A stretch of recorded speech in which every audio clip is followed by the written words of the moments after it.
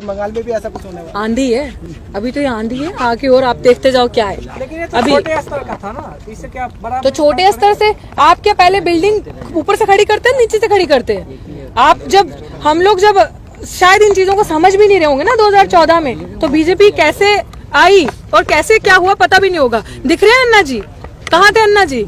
कहाँ कोई आया, आंदोलन पूरे देश में रचा, गद्दी पे कौन बैठा है, प्रधानमंत्री कौन है, पता चला? तो ये आपको काम करना है, अवेयरनेस अब आपके हाथ में है। आपको पता होना चाहिए अपने अधिकारों को लेकर, और आपको पता होना चाहिए कि बेस अगर मजबूत होगा तो आप उसके ऊपर ढांचा जितना मर्जी बड़ा खड़ा करें। छोटे से ही शुरुआत होगी, ऊपर आप ऊपर से नीचे नहीं आ सकते, राइट?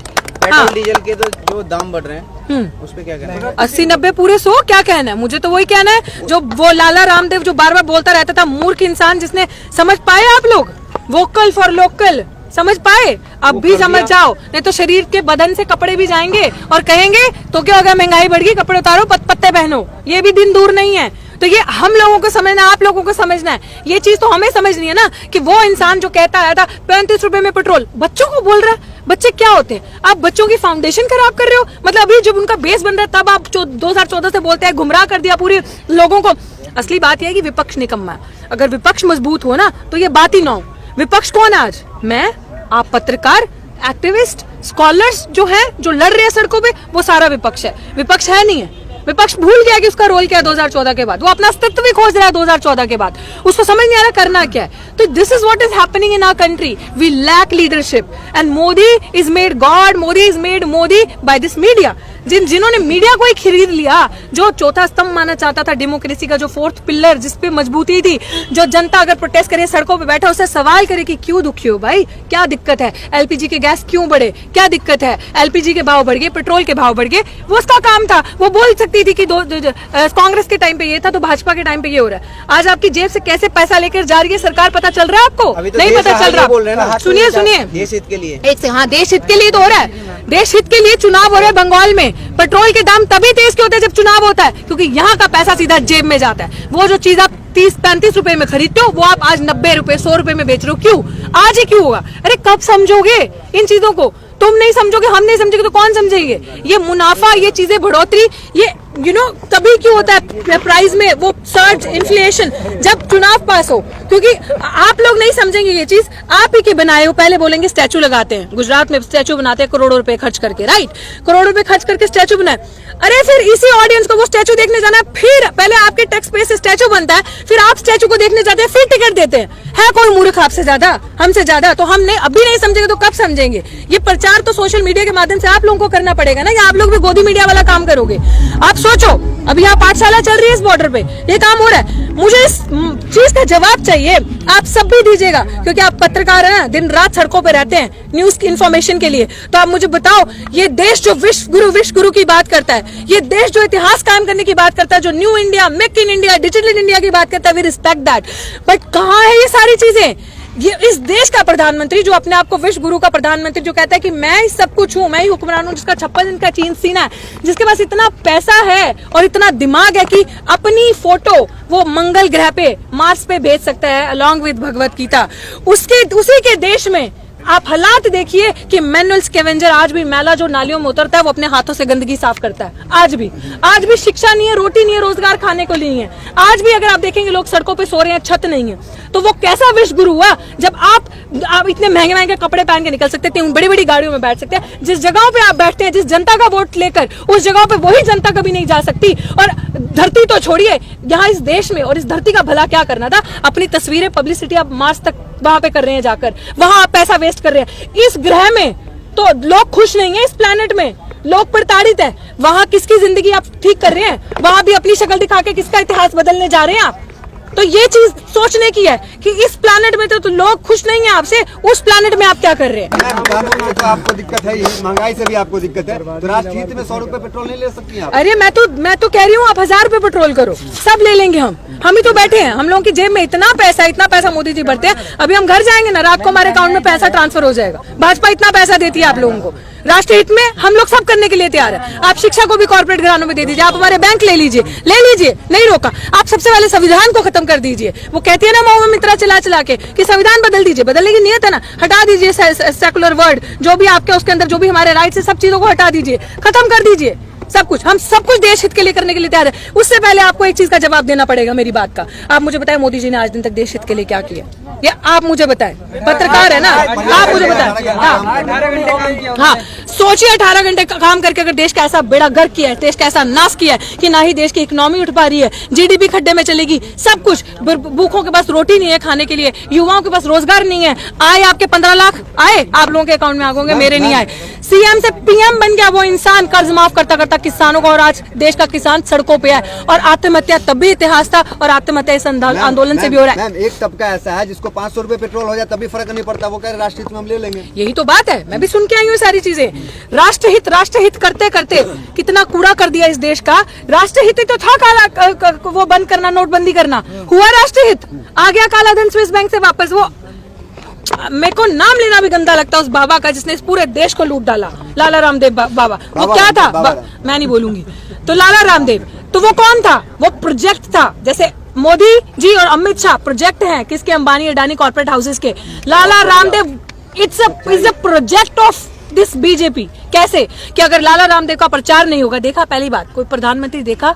प्रधानमंत्री means you are sitting on a constitutional position, which means you are entitled to speak for all, not for one, right? आप जिसके लिए, जिस पोजीशन पे आप बैठे, फॉरगेट मोदी जी, बट जो कॉन्स्टिट्यूशन पोजीशन पे प्रधानमंत्री बैठता है, मींस दैट आपके पास जो अधिकार है, आपके पास जो आवाज है, वो हर अवाम की है। आप नहीं कह सकते कि मैं एक मजहब, आप नहीं कह सकते मैं एक मजहब का हूँ, आप नहीं कह सकते कि मैं हिंदू का हूँ, आप नहीं कह सकते मैं सिर्फ मुसलमान का हूँ, सिख का हूँ, ईसाई का हूँ, आप सबके हैं। आप अगर बोले तो आप कैसे सिर्फ जियो का प्रचार कर सकते हैं? आप कैसे सिर्फ जियो की ऐड कर सकते हैं? कोई शोभा देता प्रधानमंत्री जी को ये? मैम आपने रामदेव जी का नाम लिया, वो कह रहे हैं कि साइकिल चलाइए, गो ग्रीन। बिल्कुल तो अपील कर रहे हैं ना। देखिए, साइकिल चलाइए ना। इस देश ने वो दौर भी देखा जब हमारे गरीब मजदूर साइकिल भी अफोर्ड नहीं कर सकते। जब लॉकडाउन हुआ था ना, पैर देखे थे, छाले पड़े उन मजदूरों के पास, पैदल जो घर गए थे, खून आ गए थे उन लोगों के पैरों में से, और आधों ने बीच सड़क में दम तोड़ दिया था। तो वो लोग तो चाहते हैं कि तन पे जो कपड़ा पहना ना वो भी ना रहे, वो लोग चाहते हैं जो निवाला एक आधा खा रहे हो वो भी ना रहे, आवाज भी बंद की जाए, और डरा धमका के आप लोगों को फिर उस दौर में ले जाया जाए जहां पे आपके पास आवाज ना हो। आप अपना, और ये जैसे कहते हैं ना, one nation one prime minister कब हो जाएगा ना, पता नहीं चलेगा। अगर नहीं समझे तो चुनाव कब खत्म हो जाएंगे। जो आप लोग इतने पावरफुल है ना, जो अधिकार है आपके पास वोट का, समझो, जो संविधान के लिए बोलते हो ना आप लोग, कुछ होंगे हम में से ही जो संविधान के लिए कुछ बोल देते होंगे, जो बाबा अम्बेडकर के लिए कुछ बोल देते होंगे, जो ये समझ नहीं पाते होंगे। जरा सोच के देखो, जो डॉक्टर अम्बेडकर ने आप लोगों को दिया है ना, उस वोट का अधिकार समझो, वन वोट वन वैल्यू। किसी भी सरकार का तख्ता पलटा आप ऐसे कर सकते हैं, अपने अधिकार को समझो। आप लोगों ने उनको वहां बिठाया है और आप लोग गुलामी कर रहे हो। जब वो आते हैं, बड़े बड़े वादे करते हैं आप लोगों से, और बड़े बड़े वादे करके हम ही लोगों को लूट के जाते हैं। तो हमारे हाथ में है अभी भी मौका। अगर ये सरकार से, मैं तो आपके माध्यम से कहती हूँ कि हम लोग प्यार वाले हैं, हम लोग यूनिटी वाले हैं, मोहब्बत ब्रदरहुड वाले हैं। ये लोग दीवारें करते हैं, दीवारें लगाते हैं, हम लोग इनकी दीवारें तोड़ के ब्रिज लगाने वाले लोग हैं, ताकि आपस में लोगों को जोड़े। अभी भी मुझे यही बार बार लगता है कि लोग, हो सकता है इतना बड़ा जो प्रधानमंत्री 56 इंच का सीना लेके घूमता, हो सकता है उसके दिल में कहीं तो हृदय हो, मतलब हृदय में, सीने में दिल हो, कहीं तो वो इमोशन हो, जो इमोशन होते हैं, जो संसद में वो ड्रामा करके रोते हैं, कहीं तो वो सच्चाई, जो हमारे एक्टर हैं, सच्चे आंसू रोए और इस बिल को रिपील करें। और ये जो किसान, जो जिन्होंने ठंड देखी, अब गर्मी सर पे आ चुकी है, पानी की तंगी है, बहुत सारी चीजें, सर फ्लाईओवर पे बैठे हैं, कोई मकान थोड़ी है पक्के। तो इन लोगों की फरियाद सुने, आवाज सुने, और इस अवाम को इंसाफ मिले। और ये सरकार अगर आगे चाहती है राज करना और आगे रहना चाहती है सत्ता में, तो इन बिलों को रिपील करे, वापस ले। और मोदी जी, इस माध्यम से मैं आपको कहती हूँ, बहुत हो गया झूठ, मेरा झूठ सबसे मजबूत वाला खेल, बहुत फेंक दिया, बहुत लगा लिए जुमले। बार बार कहते हैं ना, एमएसपी था, है, रहेगा, है हिम्मत तो दो लिखकर जनता आपसे एक सवाल नहीं करेगी। बनाइए उस चीज को कानून, 2 लाइनें लिख दीजिए, हम खुश हो जाएंगे। संसद में तो कही रहे, संसद में तो बहुत कुछ कहा था। संसद में कहते संसद में इतनी चीजें कही, अभी तक हुआ और एक जुमला नहीं छोड़ा है। उनके लिए बहुत आसान है।